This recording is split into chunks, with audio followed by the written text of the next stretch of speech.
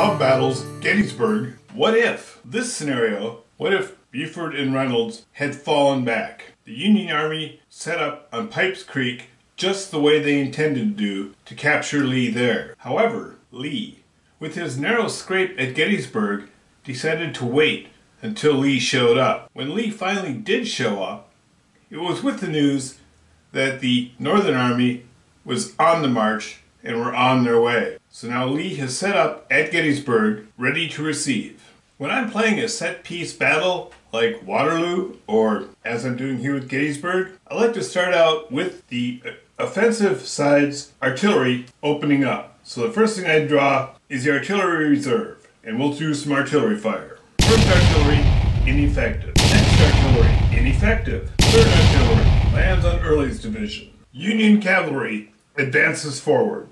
Howard's 11th Corps, Sedgwick's 6th Corps, Hancock's 2nd Corps, Reynolds' 1st Corps, Stuart's cavalry, Sickles' 3rd Corps, Slocum's 12th Corps.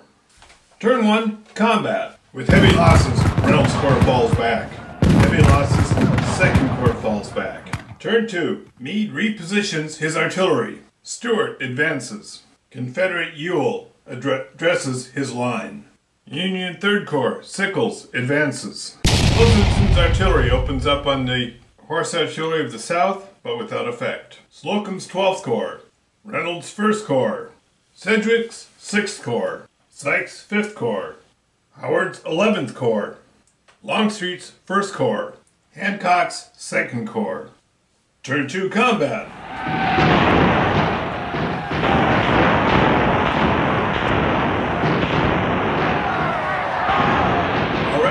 Combat in the South is holding. The North is paying grievously. Turn 3.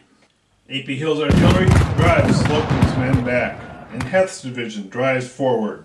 Sykes' 5th Corps. Sykes decides to take matters into his own hands. Howard's 11th Corps reorganizes. Sickles' 3rd Corps tries to test the South's resolve. Ewell's 2nd Corps. Ewell unpacks bags. Longstreet's Corps. Longstreet's Corps digs in and Wolfe and Powers Hill. Reynolds' Corps. Reynolds and Gibbons try to flank attack. Meade's artillery. Again, Pleasant's artillery opens up. Drives the Confederate artillery back into the woods. Hancock and Reynolds have combined flank attack. Slocum restructures his line. Sedgwick unpacks bags. Stuart's horse artillery rides off towards looking for some baggage. Turn 3, combat. Sykes' attack was very effective. It destroyed the artillery, and Pender fell back. Ewell's Corps gives ground in a combined assault of 1st and 2nd Corps. Turn 4. The Confederate horse artillery reaches the unpacked supplies. Howard's Corps drinks deeply from the well. Sykes goes all in, full attack, on A.P. Hill's 3rd Corps. Sedgwick's 6th Corps presses the attack. Slocum's 12th Corps supports Sykes' attacks. A.P. Hill's 3rd Corps falls back and foils Federal plans. Reynolds' Corps falls back. It's now only Wadsworth's division, and it also drinks deeply from the supply well.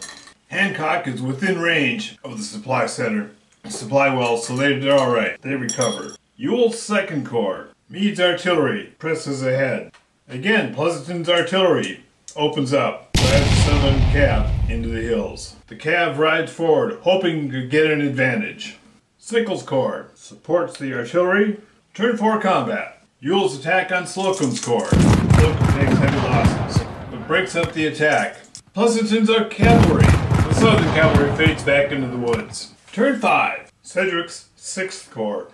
A.P. Hill's 3rd Corps. Sykes' 5th Corps.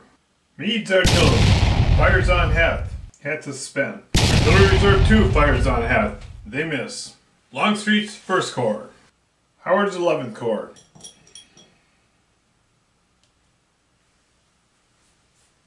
Ewell's 2nd Corps. Lots of recovering. Slocum's 12th Corps. Slocum orders his troops to fall back and attack Heth's spent unit. Pleasanton's cavalry falls back. Horse artillery shells the Confederate position. Drives them back. Turn 5, combat. Here we have Slocum's rear attack. A.P. Hill's unit. Both retreat. Neither can retreat. Both are eliminated. Here Sedgwick is flanked. Sedgwick falls back. Sickles attacking in the woods. Claus takes heavy casualties on Wolf's Hill. Howard's attack. Its charge is driven back, but at a heavy cost. The Union Army breaks with 11 casualties. They have 7. They can take 4 more. South breaks at 10 casualties. 10 infantry. They have 3 infantry. Turn 6. Meade reevaluates his position. At this point, it does not look like Meade will be able to, certainly won't be able to break the Southern Army, and even reaching the Southern bags is really unlikely at this point. They're running out of troops. They've got, most of this is artillery, which can't attack in and of itself. The Confederate Army has lost 1 unit from each corps, so they've nicely spread out their casualties. And by the terms of the scenario, if the Confederates aren't beaten, they win. There's no draw. The Union has to free Gettysburg, and that is not going to happen at this point. So Meade packs up his bags, and he's forced back. In old Avalon Hill terms, it's attack or back 2. The weakness of the Federal position in the beginning is that Lee is able to occupy all the choice ground, and the Union artillery can't support the attack. They have a few narrow tunnels that they can fire down, but other than that, they really can't. For this first scenario, now this is interesting, for this first scenario, I didn't try anything fancy. I said, oh, let's just try running up the center, grabbing Gettysburg. That didn't work this time. Maybe next time I'll bring a heavier force up around. I don't know. The two armies are pretty evenly matched. And if you have even numbers and the defender has cover, it's really not wise to attack, and it pretty much plays out right here. Interesting. I'd like to see if people have other experiences with this scenario. Please let me know in the comments below.